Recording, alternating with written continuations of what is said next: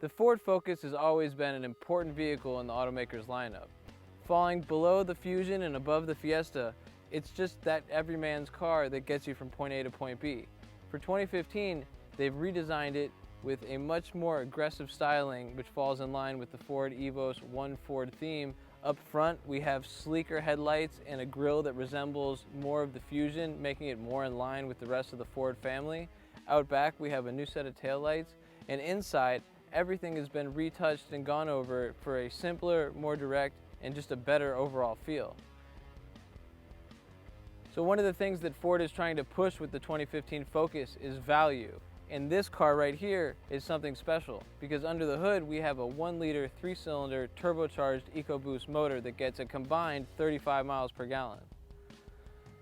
Now, the way to get your hands on one of these special EcoBoost models, you need to start with an SE, either hatchback or sedan, the mid-grade model, and for an extra $1,450, you get a set of 17-inch wheels and tires, a rear spoiler, and most importantly, a 3-cylinder 1-liter turbocharged engine. Now, by no means is the 2015 Focus a gigantic car, but the back seat is adequate enough for someone of my size, even when I'm sitting up front. Now, I've been in the back of a Ford Fusion and it feels even more cramped than this car despite the size. And you get a pair of somewhat hidden storage compartments as well. Up front, Ford has spent a lot of time making the driver's seat a place where you actually want to spend a lot of time. Now, first off, they start off with a revised steering wheel, a lot less complicated, a lot fewer buttons, and just a really nice grip and feel. Center stack has equally been less complicated.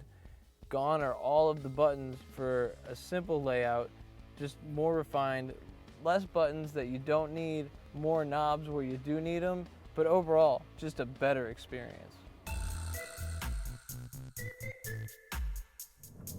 One thing that you'll notice right off the bat, cross-shopping the 1-liter EcoBoost versus the stock 2-liter naturally aspirated version, is that the 1-liter's got plenty of pep.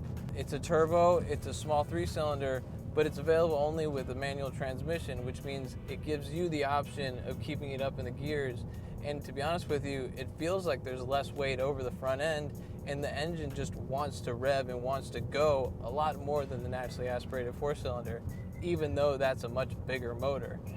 Now, the biggest advantage of the 1-liter EcoBoost is having a combined average fuel economy of 35 miles per gallon, which is better by far than the naturally aspirated version. Ford made a big deal about how much they've put into these cars in order to refine them and make them more fun to drive. First of all, the seating position is excellent. The way that the steering wheel fits in your hands, the just soft, supple grips, it's nice. It makes you want to grab it and drive it and push it more. And just having this turbocharged 1-liter with a manual, it makes it pretty fun.